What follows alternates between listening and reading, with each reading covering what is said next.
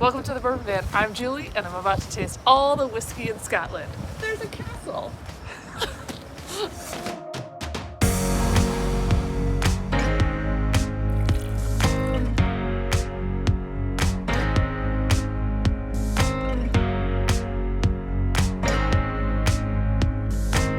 I don't know much about Scotch whiskey, but our Patreons gave us a bunch of suggestions, and I'm going to try as many as I can find.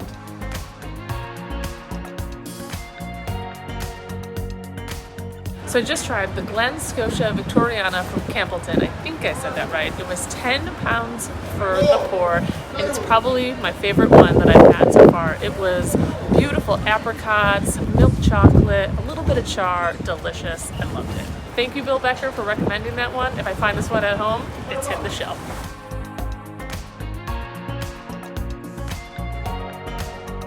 This is another Bill Becker special, Glenfarclas 105. It was toffee, delicious, apricots. That might be a thing here, at least for me. I don't know. Cinnamon, a little bit of char, no peat at all. It was delicious. If this is what Scotch is like, I could really get into this. It was only 8 pounds a pour and a lot of honey. I think Bill might know the things that Julie might like, because this is delicious. Now time for dessert.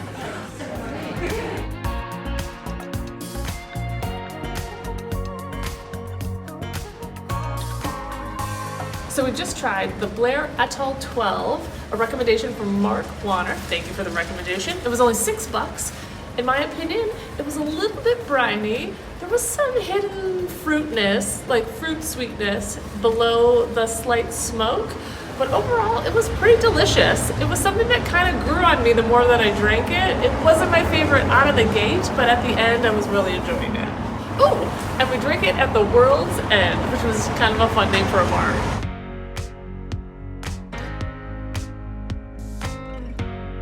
Next up, 2 recommendations from our friend Paul. I'm going to read them, otherwise I won't remember them. Kilchoman Makir Bay. What I wrote about it says, light, smoky peat fire, but not aggressive. I can see why people could really get after this one. Phil really enjoyed it, and I liked it knowing what it was, but it's definitely not my favorite as a bourbon drinker. It was just a little bit peaty for me. It was a bit of a lingerer. It just kind of wrapped itself around your tongue and it wouldn't let go. I can see the appeal for some if you like the flavor profile, but for me it was just a bit much. But Paul redeemed himself with his next recommendation, Aaron the Bodie Quarter. I said this was a bourbon drinker's dream for Scotch. It had an oceanic nose, but nice bourbon heat. It actually gave me a bit of a Kentucky hug, even though we're drinking Scotch.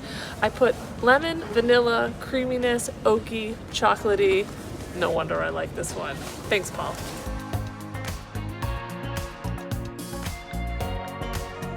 The Scotch journey continues. I tried 2 more today. The first one, a recommendation from Barter Horns. It is the Longmore 18 year. It comes in at $10 a pour from Campbellton area. So far, I've liked everything that I've had from the Campbellton area. Fruity with a gentle, rubbery burn if the tire was made out of blueberries.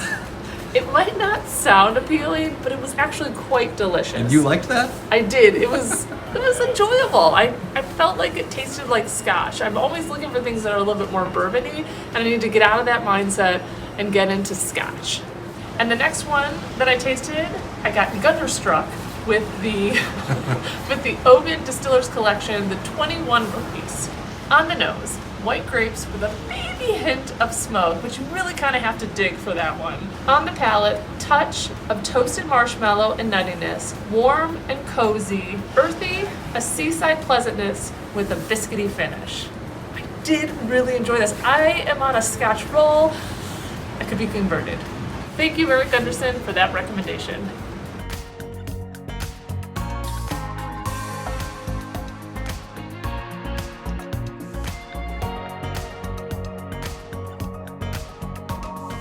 Okay, we're rounding up the trip.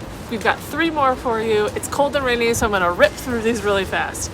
The first was the Edgador 10. It's a single malt from the Highland region. Tony Rain, thank you for the recommendation. Sweet fruity nose, hint of oak, berries and cream, bit almondy, fantastically easy drinking, and can be shared with anyone not aggressive in any way. It was a delicious choice. Thank you, Tony. So it feels like our Patreons were being pretty nice, at least to me, for these scotches, because they've all been pretty mellow. But we've got 2 more for you. The next one was the Hazelnut 10. It comes from, what? Hazel Burn. Oh. Hazel Burn 10. It comes from the Campbellton area, which is kind of like my favorite area, I think, so far. Creamy vanilla frosting, almost a cream cheese frosting, thicker texture, pineapple and peach is what I got towards the end. It's a little seasidey, salty sea air, interesting but lovely flavors, lots to like. So gonna make this one fast because it's raining and I'm getting soaked. It's the Lagavulin 16. This is another Bill special. We're dialing up the peat on this one and it didn't disappoint. I did feel like I was getting a little bit lax in the peatiness when it comes to Scotch, and this one really showed up, so I'm happy about that. It smells and tastes like a barbecue. So this is not the Hennigan's no smell, no tell Scotch. Phil said he could smell me across the table. This one gets stuck on your tongue. It's briny and sugary. It smells a bit offensive, but the sip is inviting and you want to keep sipping. I've never been a super fan of Scotch before, but I'm really loving it here. I don't know if it's the climate, the buildings, what is it, the people, but from wherever we are to wherever you are, cheers.